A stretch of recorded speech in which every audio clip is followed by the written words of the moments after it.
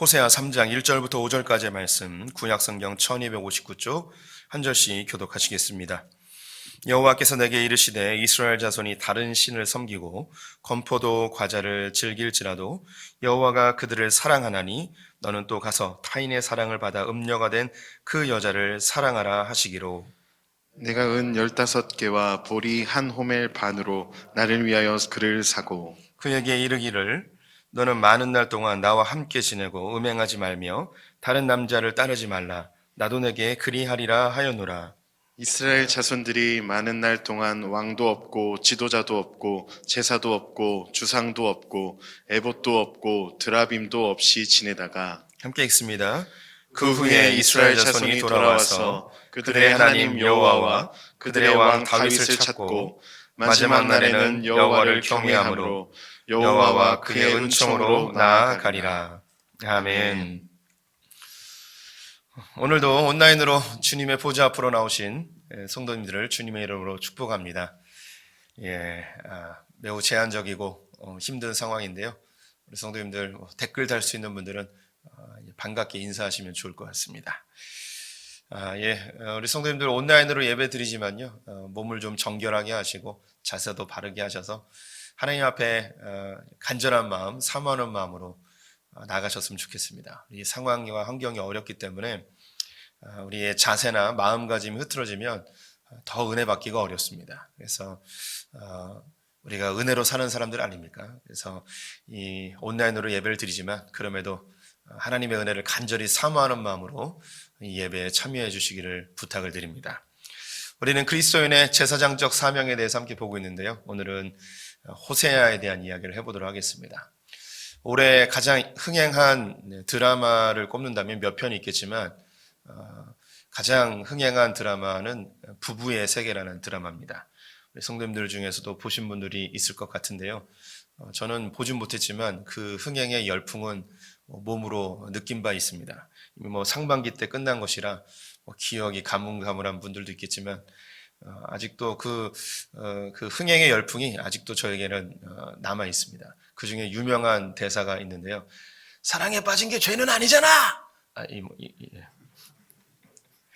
네, 제가 좋아하는 배우가 몇 명 있는데 그 중에 박해준이라는 배우를 좋아합니다. 그 남자 주인공인데요. 김희애한테 자기의 불륜이 들키게 되어지자 그렇게 변명하듯이 외칩니다. 사랑에 빠진 게 죄는 아니잖아.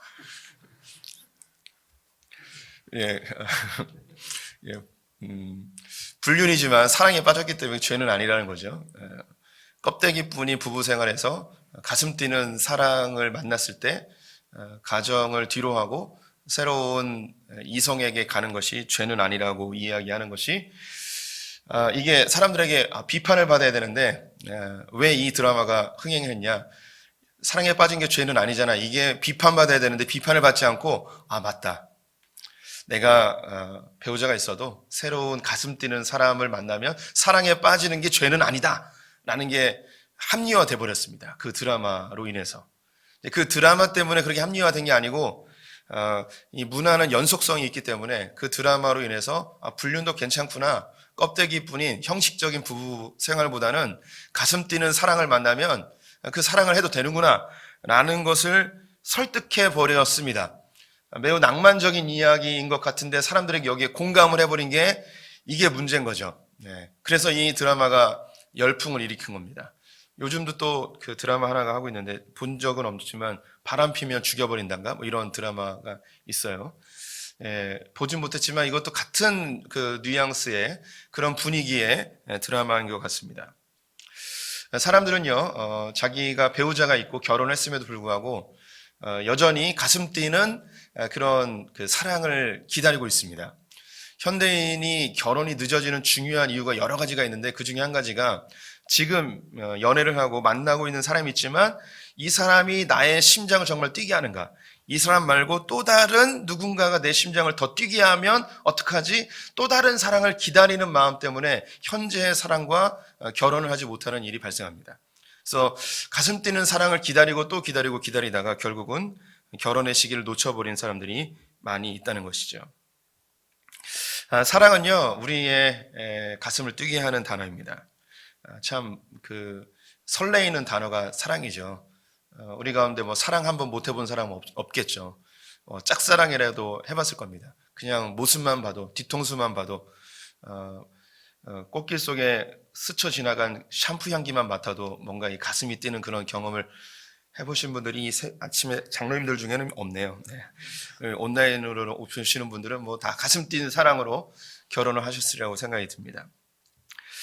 우리가 남녀 간의 가슴 뛰는 사랑으로 결혼을 합니다. 그 사랑의 열매로 자녀가 나오게 되어지죠. 그리고 이 자녀와 부모님들은 또 다른 사랑을 하게 되어집니다. 그리고 이 자녀들은 성장하며 친구들과 우정이라고 표현하는 사랑을 경험하게 됩니다. 그리고 더 성장해서 이성을 만나 또 다른 가슴 뛰는 사랑을 하여서 결혼을 하고 가정을 만들게 되죠. 그래서 우리의 인생은요, 결국 사랑으로 시작해서 사랑으로 결론을 맺는다고 해도 과언이 아닐 것입니다. 우리 인생에 이 사랑만큼 중요한 게 없다고 생각이 되어집니다. 그래서 그런지 세상에서 가장 중요한 이 사랑이 사람들에게 오용될 때도 많이 있고 또 유사품들도 많이 발생하게 됩니다. 이 사랑에 대한 대표적인 유사품이라면 실용적인 사랑입니다. 그래서 사람들이 이 사랑을 하면 저 사람이 나에게 모든 것을 줄 것이라는 기대감을 갖게 해요. 그래서 저 사람을 통해서 내가 더 부유해지고 더 성장하고 저 사람 때문에 내 마음이 치유되어지고 평안해지고 행복해져야 한다는 실용적인 그런 사랑을 기대할 때가 많이 있습니다. 그래서 요즘 이 물질주의와 자본주의로 인하여서 많은 사람들이 이 실용적인 사랑을 기대합니다. 그리고 그런 실용적인 사랑을 찾죠. 저 사람과 결혼하면 내가 부유해질 거야. 저 사람과 결혼하면 내 사회적 신분이 높아질 거야. 너 저 사람과 결혼해야지 편안하게 살 수 있어. 안정되게 살 수 있어. 그래서 실용적인 사랑, 내게 유익이 되는 사랑이 진짜 사랑이라고 우리를 속이는 유사품이 있습니다. 두 번째는 낭만적인 사랑인데요. 이것은 이제 그리스 로마 시대 때부터 흘러오는 주류적인 사랑이에요. 우리가 흔히 소설이나 동화 속에서 만나는 그런 사랑입니다. 많은 그 사람들이 이 낭만적인 사랑을 기대합니다. 내가 매우 하층민으로 살아가고 있는데 어느 날 나의 동네에 재벌집 아들이 농사 활동을 왔다가 농촌 활동을 왔다가 나와 눈이 맞아서 내 사랑 나의 그 첫인상에 반하여서 어느 날 갑자기 다시 돌아와서 나를 자기의 여자친구로 삼는 뭐 이런 거. BTS가 어느 날 교통사고 나서 내가 치료해줬는데 내가 그 BTS랑 사랑에 빠져서 결혼하는 거. 우리 일부 예배 때 장로님들은 이런 그 감동이 없어요. 김자옥이나 이런 분들 이야기해야지 감동이 있겠죠. 저도 그런 낭만적인 사랑을 기대해 봤었습니다. 텔레비전에 나오는 그 연예인들과 내가 사랑에 빠질 수 있을까? 이런 생각을 했었죠. 제가 뭐 우스갯소리인데 밥을 먹고 싶은 사람이 한 명 있어요. 그 사람이 누구냐면 사라장이라는 그 바이올리니스트예요. 그런 꿈을 꿔봤어요. 내가 저 여자아이와 내가 밥을 먹을 수 있는 기회가 있을 수 있을까? 뭐 이런 꿈을 꿔봤습니다. 제가 그 한동안 클래식에 깊이 심취해진 적이 있었거든요. 그래서 제일 좋아하는 음악가가 이 사라장이었습니다. 뭐 이런 낭만적인 사랑들 있잖아요. 그런 생각 해봤어요. 뉴욕 거리를 걷는데 갑자기 사라장하고 내가 딱 마주쳐가지고 운명적 사랑에 딱 이런 거. 그래서 낭만적 사랑은요, 운명적 사랑 이런 걸 꿈꾸게 합니다. 그래서 내가 지금 배우자가 있어도 또 다른 운명적 사랑을 만날 수 있을 것이라는 뭐 그런 기대감에 사는 사람들이 오늘날에 많이 있습니다. 유사품입니다. 사랑은 단순히 그런 나에게 유익이 되는 것 혹은 그런 낭만적인 가슴 뛰는 것 그 이상의 개념이죠. 희생이 따르고 헌신과 섬김과 때로는 손해를 봐야 되는 때도 있습니다. 이런 실제적인 사랑의 실체나 혹은 성경적인 그런 사랑에 대한 이야기를 이 시대에서 현대 문화 속에서 잘 언급하지 않습니다. 그래서 많은 사람들이 사랑의 유사품인 실용적인 사랑이나 낭만적인 사랑을 찾아 헤매며 그것이 자기에게 채워지지 않을 때, 처음에는 내게 도움이 될 것 같고 이게 정말 운명적 사랑인 것처럼 생각을 했는데 시간이 지나면서 그게 아니라는 걸 깨닫게 되죠. 왜냐? 그것은 진짜 사랑이 아니거든요. 그런 사랑은 존재하지 않거든요. 나에게 일방적으로 모든 것을 주는 그런 실용적인 사랑은 없거든요.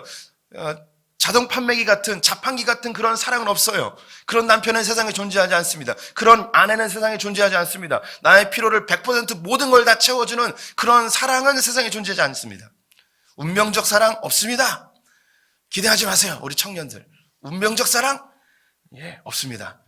백마탄 왕자가 나를 공주처럼 떠받들고 살 것 같죠? 그 백마탄 남자를 만나서 결혼하는 그 순간 나는 하녀로 전락한다는 사실을 우리 자매님들은 절대 잊지 마시길 바랍니다. 운명적 사랑은 존재하지 않습니다. 사랑은 실제입니다. 현실입니다. 이것이 오늘날에만 존재하는 거 아닙니다. 고대로부터 지금까지 이러한 실용적인 사랑이나 낭만적 사랑은 계속 존재해왔고 사람들을 속였고 그 보이지 않는 실체 없는 그 가슴 뛰는 사랑을 찾다가 결국 큰 상처와 실망과 인생을 망가진 분들이 많이 있습니다. 그래서 참된 사랑을 늘 갈구하죠. 오늘 본문에는 호세아가 등장합니다. 성경에 가장 절절한 사랑을 했던 사람을 꼽으라면 야곱과 호세아를 꼽을 수 있을 것 같습니다. 그 중에서도 그 일리를 다투기가 어렵지만 이 호세아가 그 누가 이야기해도 뒤처지지 않는 정말 너무나 절절한, 너무나 가슴 아픈 사랑을 한 사람입니다. 성도님들이 이미 호세아에 대한 선지식이 있으리라고 생각이 듭니다. 호세아는 북이스라엘이 멸망하는 시기에 40년 동안 활동했던 선지자였습니다. 그는 자기의 조국 북이스라엘이 멸망하는 것을 두 눈으로 보아야 했고요. 또한 하나님께서 하나님과 이스라엘의 관계를 삶의 예언으로 보여주기 위하여 혹은 행위 예언이라고 표현도 하는데요. 자기의 삶을 통하여 하나님이 메시지를 전달하기 위해서 이 음행하는 이스라엘의 모습을 닮은 음란한 여인과 결혼을 하도록 호세아에게 요구하십니다.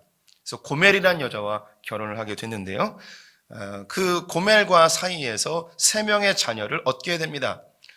도표로 보여드리면 첫 번째 이스라엘이라는 아이를 얻게 되는데 이것은 호세아와 고멜 사이에서 낳은 아이입니다. 그 뜻이 하나님이 파종하시다라는 것인데 그 정확한 의미는 열방에 뿔뿔이 흩어버리신다. 씨앗을 흩뿌리듯이 이 이스라엘 백성들을 흩어버리신다는 메시지가 담겨져 있습니다. 그래서 북이스라엘이 멸망하여 주변 국가로 다 흩어지게 될 것을 예언하는 메시지가 그 이름 속에 담겨 있죠. 그런데 이 고멜이 호세아와 결혼을 하였음에도 불구하고 집을 나가 바람을 핍니다. 그래서 되찾아왔는데 그 몸속에 이미 다른 아이가 잉태되어 있었습니다. 아이를 낳았는데 로루하마라고 이름을 지었습니다. 다른 아이예요. 자기 자식이 아니에요. 그 정확한 뜻은 긍휼히 여김을 받지 못함인데 상황적으로 이야기하면 도저히 사랑할 수 없다라는 뜻입니다. 내가 이 여자와 이 아이를 도저히 사랑할 수 없다. 내 아이가 아니다. 바람 펴서 낳았다. 너무 고통스러웠습니다. 그럼 한번 용서해 줬으면 내가 그럼에도 불구하고 잘 키워보겠노라, 하나님의 마음으로 키워보겠노라 하였는데 또 나갑니다. 그래서 또 다시 찾아와요. 그런데 또 그 뱃속에 또 다른 아이가 있었습니다. 아이를 낳았는데 로암미라고 하였습니다. 이 뜻은 내 자녀가 아니다라는 것이죠. 아이의 이름을 내 자녀가 아니다. 살아가면서 너는 내 자식이 아니야 라는 이름을 갖고 사는 것이죠. 이렇게 2번쯤 용서해주면 이 고멜이 정신을 차려야 되는데 또 나갑니다. 또 나가요. 그러자 호세아가 자기의 자녀들에게 뭐라고 이야기하냐면 너희들이 가서 너의 어머니를 고발을 해라. 너무 화가 나가지고 이런 엄마가 어딨냐 세상에. 자식을 다 놓고 남편이 2번씩이나 용서해줬는데 또 나가는 그런 여자가 이 세상에 어딨냐. 너네가 가서 너네 엄마 좀 고발해라. 너무 화가 났습니다. 그래서 다 끝내버리려고 생각했습니다. 그런데 하나님께서는 이런 음란한 고멜을 통해서 우상 숭배하는 이스라엘 백성들을 향한 하나님의 마음을 호세아가 깨닫고 그 마음을 이스라엘 백성들 가운데 전하기를 요구하셨습니다. 그래서 다시 사랑하라고, 다시 되찾아오라고 요구하시죠. 3장 1절 말씀 같이 읽어보겠습니다. 여호와께서 내게 이르시되 이스라엘 자손이 다른 신을 섬기고 건포도 과자를 즐길지라도 여호와가 그들을 사랑하나니 너는 또 가서 타인의 사랑을 받아 음녀가 된 그 여자를 사랑하라 하시기로. 하나님께서 호세아에게 너 다시 가서 그 여자 데리고 와서 사랑해라 라고 되어 있습니다. 한글 성경에는요, 맨 뒤에 그 여자를 사랑하라 라고 되어 있는데 여기에 다시라는 말이 빠져 있어요. 원어에는 다시라는 말이 있습니다. 다시 사랑해라 라고 이야기합니다. 근데 이 사랑은 단지 인간 호세아와 인간 고멜에 대한 사랑이 아니고 이것은 하나님과 이스라엘 사이의 사랑을 보여주는 행위 예언, 삶의 예언이라는 것이에요. 그래서 다른 신을 섬기는 우상 숭배하는 이스라엘 백성들을 하나님께서 끊임없이 또 사랑하고 또 사랑하고 또 용서해주고 또 용서해주고 끊임없이 용서하고 다시 사랑하는 하나님의 그 마음을 네가 배워서 사람들에게 알려주라는 메시지이죠. 참고로 우리 성도들에게 성경에 나오는 예언은 세 종류가 있음을 몇 번 말씀드렸습니다. 언어로 선포되어지는 예언이 있고요. 그리고 기록된 예언이 있고 삶의 예언, 행위 예언이 있습니다. 기록되기 전 아브라함이나 이삭과 야곱이 선포한 예언의 말씀이 있죠. 이것은 선포된 예언이에요. 말로 선포된 예언이죠. 그래서 기록되어진 모세나 다른 선지자들을 통해서 기록된 예언이 있고요.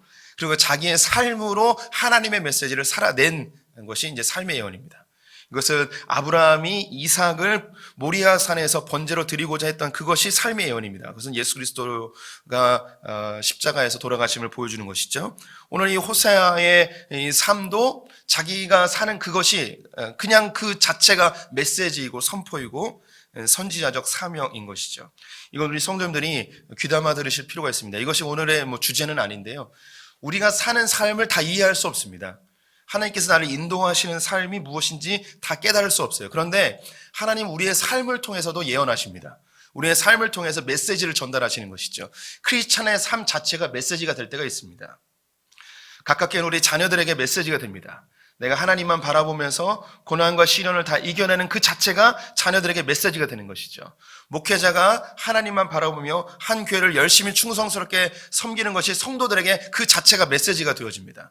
우리 성도님들이 각 직장과 일터와 사회에서 살아내는 그 자체가 메시지가 되는 것이죠. 이것이 삶의 예언 그리고 행위의 예언, 선지자적 사명임을 우리 성도님들이 기억해 주시기를 부탁을 드립니다.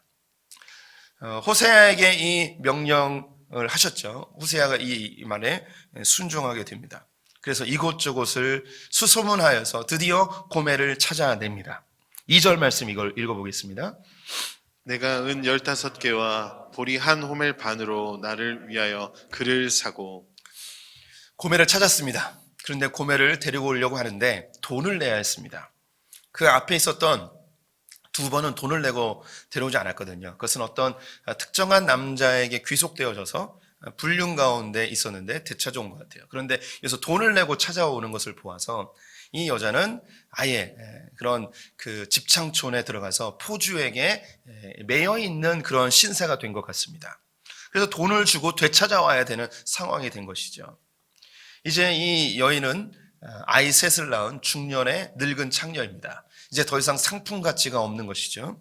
그러면서 포주에게 빚을 지게 되었는지 이 여자를 되찾아오기 위해서는 돈을 지불해야 했습니다. 이 포주는 점점 나이 들어가는 늙은 창녀 고멜을 누군가에게 노예처럼 몸종으로 팔아버려 자기의 경제적인 손실을 메꿔야 되는 상황이 될 수도 있었습니다. 어쩌면 곧 있으면 팔려가야 되는 아주 급박한 상황 속에서 이 호세아가 겨우겨우 이 고멜을 찾아내지 않았을까 상상도 해볼 수 있습니다. 은 15개와 보리 한 호멜 반을 주고 되찾아오는데요. 그 당시에 노예의 가격이 은 30이었습니다. 어린아이들은 20 정도였고 아주 늙은 쓸모없는 사람들도 한 20 정도였습니다. 대부분은 30이죠. 이 고멜이 은 20인지 은 30인지 모르겠지만 어쨌든 사와야 돼요. 은 15개를 준비했어요. 어쨌든 모자라요. 은 20에도 모자라고 은 30에도 모자라요. 그래서 이 호세아가 자기 집에 있는 모든 것을 긁어 모은 것이 보리 한 호멜 반입니다. 한 호멜이라는 것이 나귀에게 양쪽으로 이 보리 자루를 매일 수 있죠. 이게 호멜이에요. 나귀 하나가 매일 수 있는 보리 두 자루, 이게 한 호멜입니다. 여기에 반을 더했어요. 2개를 싣고 그 등 위에 한 자루를 더 얹은 거죠. 자기가 끌어모을 수 있는 건 모두 다 끌어모아서 이 포주에게 돈을 갖다 주고 자기의 아내를 되찾아오게 됩니다. 이 금액은 2년에서 3년치의 품꾼의 싹시입니다. 이걸 지불하고 되찾아오게 됩니다. 이제 이 고멜을 되찾아오면서 고멜에게 한마디 합니다. 3절 말씀 같이 읽어보겠습니다.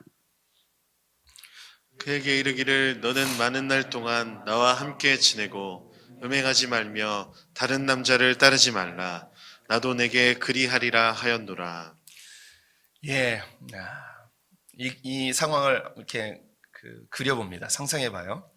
호세아가 나귀를 고피를 잡고 끌고 갑니다. 그리고 멀찌감치 고개를 퍽 숙인 한 여인이 뒤따라오죠.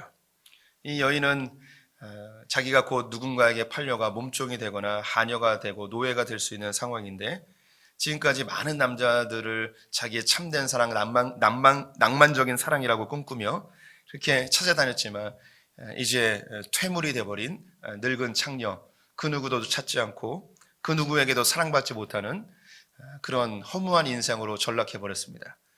그 마음속에 놓고 온 자녀들, 그리고 자기가 버린 남편에 대한 그런 그리움과 미안한 마음이 있었을 것입니다. 그 누군가에게 팔려가 노예로 사느니 다시 남편에게 돌아갔으면 좋겠다라는 마음도 있었을 것이고, 하지만 이 포주로부터 자기를 자유케 해줄 수 있는 돈을 지불할 누군가는 없을 것 같고, 남편이 그 일을 할 수도 없을 것 같고, 자기가 여기 있는지도 모르고 찾아오는 것도 막막한 상황 속에서 어느 날 갑자기 문을 뚫고 들어와 이제 나랑 같이 가자고, 내가 너의 몸값을 다 지불했다고 갑자기 찾아온 이 남편에 대한 미안한 마음, 고마운 마음, 여러 가지 복합된 마음으로 고개를 숙이고 남편의 뒤를 쫓아가는 고멜의 모습이 그려집니다. 한참을 가다가 호세아 역시 발걸음을 멈추고 먼 산을 바라보며 깊은 상념에 빠집니다. 사랑해서 되찾아온 건 아니거든요. 좋아서 되찾아온 건 아니고 하나님이 명령하셔서 되찾아오는 그 답답한 심정, 죽여도 몇 번이나 죽이고 싶었던 그 아내의 모습을 보면서 그럼에도 불구하고 주님의 명령이기에 다시 한번 고개를 돌려 이 여인에게 이야기합니다. 이제 다른 남자 보지 말고 다른 사랑 찾지 말고 나만 보면서 우리 행복하게 한번 다시 살아보자고, 나도 그리하리라고 이야기합니다. 그 뒤에 이런 그 선택의 말에 고멜이 어떻게 반응했는지 성경에 나와 있지 않아요. 하지만 느껴지기는 이 고멜이 고마워하는 마음을 가지고 이 남편 곁으로 한 발짝 두 발짝 더 전진해 갔을 것 같습니다. 그리고 호세아는 이 고멜에게 이 나귀에 타라고 하며 손을 잡아주고 나귀에 태워서 고삐를 잡고 집으로 돌아가는 그림이 제 머릿속에 그려집니다. 주님은 이 상황에 대해서 해석을 해주기 시작하십니다. 4절 말씀 같이 읽어보겠습니다. 이스라엘 자손들이 많은 날 동안 왕도 없고 지도자도 없고 제사도 없고 주상도 없고 에봇도 없고 드라빈도 없이 지내다가, 하나님께서 이스라엘을 향하여서 어떤 계획을 갖고 있는데 그 계획이 뭐냐면 왕도 없고 지도자도 없고 제사도 없고 주상도 없고 에봇도 없고 드라빔도 없는 상황으로 만들어버리겠다는 거예요. 왕과 지도자는 사람이죠. 제사는 하나님과의 관계 속에서의 예배입니다. 주상, 에봇, 드라빔, 이것은 우상들입니다. 이걸 다 없애버리겠다는 거예요. 이걸 없는 상황으로 만들어버리겠다는 거죠. 사람들은 육신을 갖고 있기 때문에 하나님이 직접 볼 수가 없습니다. 그래서 우리가 신앙생활을 하면서 목회자를 통해서 하나님을 발견할 때가 많이 있습니다. 그런 상황에 놓이게 되면 보이지 않는 하나님보다 보이는 목회자가 더 커 보일 때가 있습니다. 그래서 특정 목회자에게 귀속되어지거나 특정 목회자의 영향을 많이 받게 되어집니다. 그래서 그 목회자를 마치 하나님처럼 섬기는 경우가 발생하게 되죠. 하나님이 사라져버리는 거예요. 사람이 하나님이 돼버리는 경우가 있습니다. 하나님 이런 상황을 허용하고 싶어 하지 않으십니다. 그래서 이 목회자를 사라져버리게 하는 경우가 있죠. 많은 경우 우리 성도님들이 신앙생활 하면서 좋은 목회자를 갈망합니다. 그래서 이 목회자 저 목회자를 다 이렇게 섭렵해 보기도 하죠. 그런데 그 목회자들, 이분이 정말 나의 영적인 이 목회자시오, 이분이 나에게 가장 영적인 스승이야 라고 신뢰하고 한참을 따라갔는데 이 목회자로부터 큰 실망을 경험하는 경우가 있습니다. 때로는 이 목회자가 엄청난 큰 실수나 중한 범죄를 저지름으로 돌이킬 수 없는 신앙의 큰 수렁에 빠지는 성도들도 수없이 많이 보게 되어지죠. 그때 내린 결론이 뭐냐면 세상에 믿을 놈 하나도 없어. 아니 하나님도 믿지 말아야 돼 하는 결론을 내릴 때가 있죠. 때로는 좋은 교회를 찾아다니기도 합니다. 좋은 교회를 만나는 건 큰 축복입니다. 그런데 교회가 하나님보다 더 높아지는 경우가 있어요. 교회에 충성하는 것인지 하나님께 충성하는 것인지 애매해질 때가 있습니다. 그러다가 자기가 섬기는 교회가 큰 환난을 만나거나 교회가 몰락하는 경우를 경험하게 됩니다. 그러다 보면 교회도 다 필요 없어. 교회 다니는 거 다 쓸데없어 하면서 하나님은 사라져버린 신앙생활이었음이 그냥 드러나게 되어지죠. 때로는 이 세상에 하나님 나라를 이루고자 하는 열망을 갖고 있는 성도들도 있습니다. 그래서 좋은 지도자, 좋은 정치 지도자를 만나고 싶은 열망이 있습니다. 그래서 이 지도자가 하나님이 보내신 하나님의 사람이구나. 적극적으로 자기의 삶을 온전히 그 지도자에게 다 바치는 경우들도 많이 있습니다. 요즘은 정치가 종교화돼 버리는 경우가 있고요. 반대의 경우도 있습니다. 종교가 정치화되는 경우도 있죠. 아주 안 좋은 상황인 거예요. 중세시대 때는 종교가 정치가 되어졌죠. 현대에는 정치가 종교화되어지는 종교를 대신해버리는 상황으로 점점 바뀌어져 가고 있습니다. 맹목적으로 충성해버리고 결국 그 정치 지도자에게 큰 실망을 가지고 깊은 수렁에 빠지는 그런 크리스천들이 많이 있습니다. 사람들은 그래서 또 다른 목회자, 또 다른 좋은 교회, 또 다른 정치 지도자 이런 것을 갈망하게 되어지죠. 다음은 제사를 없애버린다고 하십니다. 우리에겐 예배이죠. 우리 크리스찬들 중에는 좋은 예배에 대한 갈망함이 있습니다. 예배를 통해서 하나님의 은혜를 경험하고 싶은 그런 욕구가 있는 것이죠. 그런데 이것이 잘못되면 좋은 예배를 또 찾고 어디에 좋은 예배가 있는가 찾아다녀요. 그런데 여기서 정말 하나님을 만나고자 하는 열망보다는 나의 내적인 만족을 위하여서 좋은 예배를 찾는 경우가 있습니다. 이럴 때 하나님 어떻게 하시는가? 예배를 없애버리세요. 그리고 좋은 예배라고 찾아갔는데 이것도 여러 번 반복되면 그냥 그런 예배가 돼버려요. 그래서 또 다른 예배를 찾고 또 다른 예배를 찾죠. 그러다가 세상엔 좋은 예배가 없구나. 그래서 예배가 아예 무뎌져 버리고 예배의 감격이 상실되어 버린 크리스찬들을 많이 발견하게 됩니다. 이럴 때 하나님께서 이 예배를 완전히 없애버리시죠. 그리고 각종 우상들이 있습니다. 주상, 애복, 드라빔. 우리 성도님들의 마음을 휘어잡는 하나님을 대체해버린 우상들이 많이 있습니다. 물질, 성공, 쾌락, 이성교제, 술, 음란함, 도박, 게임. 요즘은 인터넷이나 유튜브가 우리 성도님들의 마음을 다 사로잡은 것 같아요. 이것저것 쫓아다니다 보면 자극적이고 감각적이어서 나에게 기쁨을 주는 것 같지만 그 시간이 지나면 이것도 다 실증 나버려서 더 이상 찾을 수 없는 상황이 되어버립니다. 주님께서 이런 상황을 만드신다는 거예요. 이 본문을 준비하면서 이 한국 사회와 너무 잘 맞는 것 같아요. 우리 선조들 지금 이 선지자에 대한 이야기를 쭉 하고 있는데 이것이 제가 본문을 선택하는 게 아니고요.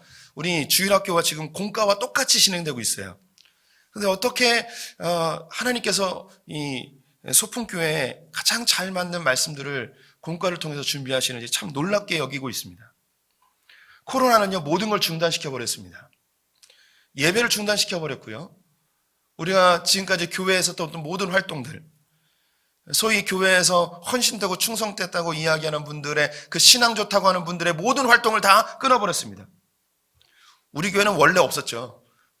다른 교회 성도들은 더 힘들 거예요. 우리는 원래 안 했으니까 코로나 전이나 후나 크게 이 차이가 없지만 그럼에도 불구하고 성도님들의 마음속에 이 공허함이 있습니다. 왜냐? 지금까지 했던 게 다 중단됐거든요. 사랑방 예배도 못하죠. 마음대로 교회 오지도 못하죠. 봉사도 못하죠. 마음껏 예배하지도 못하죠. 주일학교에는 더 심각합니다. 사람을 만나지도 못하고 다 중단돼 버렸어요. 그럼 우리 성도님들, 주님께서 왜 이스라엘 백성들에게 왕도 끊어버리고 지도자도 끊어버리고 예배도 못하게 하고 모든 우상들도 다 파괴해버리고 주님이 뭘 하고 싶으실까요? 왜 이걸 다 중단시켜버렸을까요? 5절에 나와 있습니다. 같이 읽어보겠습니다. 그 후에 이스라엘 자손이 돌아와서 그들의 하나님 여호와와 그들의 왕 다윗을 찾고 마지막 날에는 여호와를 경외함으로 여호와와 그의 은총으로 나아가리라. 사람들이 아무것도 할 수 없는 상황이 되면 허무주의에 빠지게 됩니다. 심각한 우울증에 빠지게 되죠. 이거 허무주의라고 합니다. 역사 속에서 큰 환란이 있고 난 뒤에 나타나는 현상이 허무주의가 급격하게 나타납니다. 유럽의 이 프랑스 혁명 이후에 사회가 엄청난 혼란을 경험하게 됩니다. 그때에 우리가 잘 알고 있는 그 쇼펜하우어라는 그런 철학자를 중심으로 한 허무주의가 유럽을 완전히 휩싸여 버렸습니다. 세상에 아무런 희망이 없는 거예요. 소망이 없는 거죠. 그 이후 1차 대전과 2차 세계대전을 경험한 이 유럽과 전 세계 가운데 이 허무주의가 다시 휩싸여 버렸습니다. 그 흐름 속에서 우리 히피 문화라는 것도 있죠. 직업도 안 갖고 그냥 집시들처럼 이곳저곳에서 그냥 마약하고 술 먹고 음란히 행하며 그냥 하루를 즐기자, 한순간을 즐기자는 그런 마음이 사람들을 휘어잡아 버렸습니다. 세상 자체가 다 허무한 거예요. 이때 이 허무주의 속에서 나타난 세 가지의 반응이 있었는데요. 첫 번째는 아까처럼 모든 것을 다 포기해버리고 하루를 즐기자 하는, 그냥 오늘만 즐기면 된다, 내일은 없다라고 생각하는 이런 포스트 모더니즘의 히피 문화, 자연주의가 나타나게 되어 있습니다. 지금 이미 한국 사회는 나타났습니다. 우리 성도들의 자녀들, 지금 10대나 20대들은요, 미래에 대한 소망이 없습니다. 허무합니다. 열심히 해도 되는 게 없어요. 열심히 공부해도 취업이 보장되지 않습니다. 시험을 볼 수가 없어요. 지금 고등학생들 거의 많은 숫자가 공부를 놔버렸습니다. 그냥 오늘 하루 즐거우면 돼요. 그냥 유튜브 보면서 게임하면서 롤하면서 배틀그라운드 하면서 그냥 하루를 즐기면 끝이에요. 그리고 이 유럽에서 두 번째 반응이 뭐였냐면 희망의 신학이라는 것이었습니다. 하나님을 믿긴 믿는데 이 하나님을 내 마음에 희망을 얻기 위한 도구로, 이 상황을 모면하는 도구로, 실용적인 도구로 하나님을 이용하는 신학이 나타났어요. 처음에 이 희망의 신학은 허무한 이 기독교인들에게 하나님을 통해서 소망을 주고자 하는 신학으로 시작됐지만 점점점 내 마음에 안식과 소망과 희망을 주는 여기에만 집중하다 보니까 하나님을 이용하는 상황 신학으로 바뀌어버렸어요. 지금 이 한국 사회에서 지금 그 예배를 드리지 못하고 아무것도 할 수 없는 이 상황에 크리스찬들이 빠지기 쉬운 그 위험한 게 뭐냐면 바로 이 희망을, 하나님을 통해서 막연한 희망을 갖는 이런 신앙이에요. 주님이 잘해 주실 거야. 주님이 바꿔 주실 거야. 주님이 우리에게 더 좋은 걸 준비해 주실 거야. 라고는 막연한 희망으로 자기 최면에 걸리고 마치 자위하듯이 그냥 하나님을 이용하는 신앙인으로 전락할 수 있는 위험성이 매우 높습니다. 하나님의 실체를 모르는 거예요. 자기 위안만 받는 거죠. 그냥 인터넷으로 예배 드리면서 난 예배 드렸어. 내가 예배 드렸으니까 하나님이 그냥 잘 해주실 거야. 그냥 종교적인 행위로 내 신앙이 다 채워지는 것으로 착각하는 그런 성도들이 아주 많아질 거라는 위험성이 지금 노출되어 있습니다. 그럼 세 번째 반응이 뭔가? 크리스찬들 중에 이 상황 속에서 하나님의 마음이 무엇인지 깊이 묵상하는 복음의 본질로 들어가는 사람들입니다.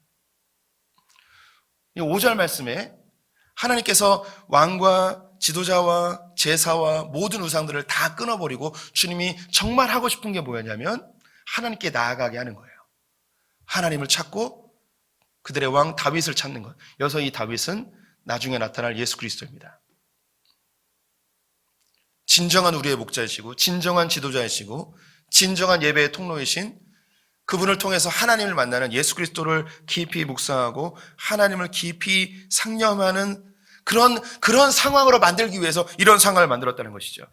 이 코로나를 통해서 많은 크리스찬들이 그냥 형식적인 한 번 예배 드리고 유튜브로 예배 드리고 이것으로 다 끝나버리는 대부분의 신앙인들로 변질되어질 수 있는데, 우리 소프의 성도님들은 하나님께서 이 상황을 만드신 진정한 목적인 하나님을 찾고 하나님께 나아가는 것, 주님께 더 깊이 묵상하는 이런 성도들 되시기를 주님의 이름으로 축원드립니다.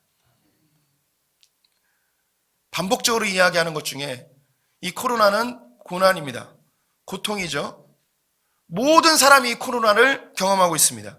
그런데 이 코로나가 단순히 고통으로 끝나는 사람이 있는 반면, 이 코로나라는 고난이 유익으로 바뀌는 사람들이 반드시 나타난다는 거예요.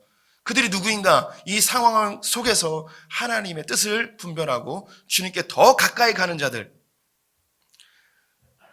모든 걸 끊어버렸습니다. 예배를 끊어버리고 교회 활동을 다 끊어버리고 내가 의지했던 모든 것이 다 중단돼 버렸을 때에 주님이 우리에게 기대하는 바가 있습니다. 나에게 더 나오라. 말라기 4장 말씀 같이 읽어보겠습니다. 보라, 여호와의 크고 두려운 날이 이르기 전에 내가 선지자 엘리야를 너희에게 보내리니 그가 아버지의 마음을 자녀에게로 돌이키게 하고 자녀들의 마음을 그들의 아버지에게로 돌이키게 하리라. 돌이키지 아니하면 두렵건대 내가 와서 저주로 그 땅을 칠까 하노라 하시니라. 우리의 힘으론 주님께로 나아갈 수 없습니다. 주님께 나아갈 수 있는 방편은 자기 아들을 내어주신 그 주님의 사랑입니다. 은 30에 팔려 십자가에 달려 핏값으로 자기의 신부되어진 교회, 우리 성도님들을 구원해내서 주님께로 그 마음을 다시 돌이키게 하신 그 하나님의 사랑, 그 사랑의 실체는 예수 그리스도이십니다. 우리는 예수 그리스도를 통해서 하나님께로 가까이 갈 수 있습니다. 이 코로나 시국에 주님을 더 묵상하십시오. 예수를 깊이 생각하십시오. 그리고 하나님께 더 나아가는 성도님 되시기를 주님의 이름으로 축원드립니다.